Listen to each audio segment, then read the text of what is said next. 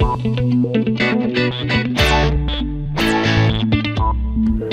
morning! Breakfast in bed. Ako nagluto nito para lang sa inyong dalawa. Ana, anong ginagawa ni Maria sa kama ko?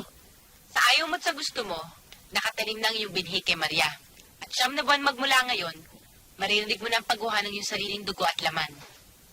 Maria, anong ibig sabihin nito? Ha? Pinilit po ako ni Ma'am Ana na sipingan kayo. Sinadya mo na singin ako. Cheers! Sabihin na natin may gera sa pagitan nating dalawa. Nauna ka magpaputok na maghanap ka ng ibang babaeng maaanakan. Gumanti lang ako. Hayop ka! Sige! Pero kahit na 1,000 sampal pa ang gawin mo sa akin, hindi mo mayayanig ang pag-ibig ko sa'yo. Ay, ka nga rito! Anong pala lahat? Ba't ka ba umayag, ha? Ha? Labas!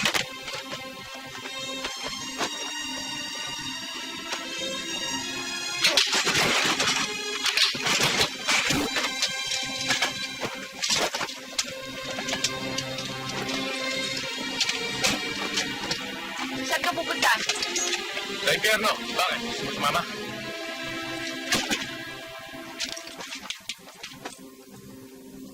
Lalayas ka? Pinatatawa mo ako, Teddy. Hindi ikaw ang klase ng lalaki na tatakbo sa pananagutan. Pakana mo ito. Panagutan mo.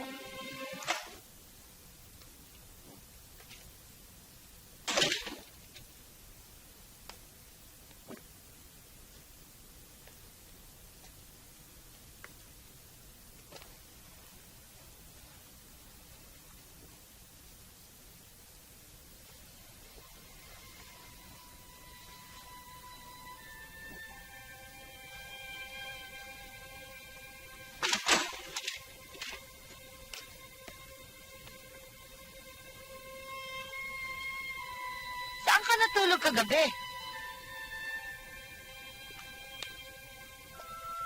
Maria, saan ka natulog kagabi?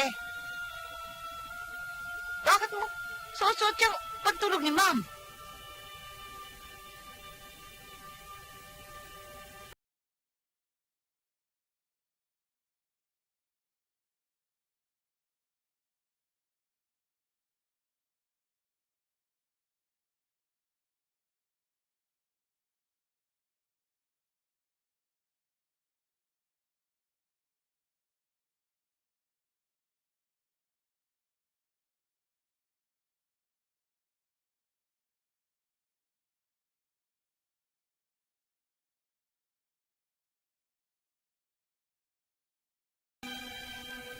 Matagal na tayo magkasama dito para hindi mo pa sabihin sa akin kung anong problema. Hindi ka iiyak ng ganyan kung maliit na problema lang. Alam ko mabigat ang dinadala mo. Ano ba yun? Manang! Manang! Si Ma'am Ana, Bakit? Bakit? pinasiping niya ako kay Sir Teddy. Sus, Ginoo!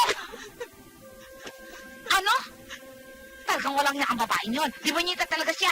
Aba kung hindi mo kaya ipagtanggol ang sarili mo, ipaglalabang kita. Hindi na baling matalsik tayo dito. Huwag ka lang makapi-api palagi. Manang! Pumayag naman ako sa nangyari. Ano? Siguro naman. Ito na huling pagtanaw ko ng utang na loob sa kanila.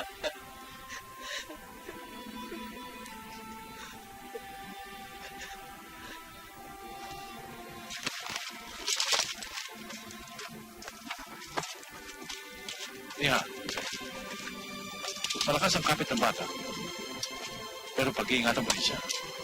Surely, Doc. Maria, aalis na tayo.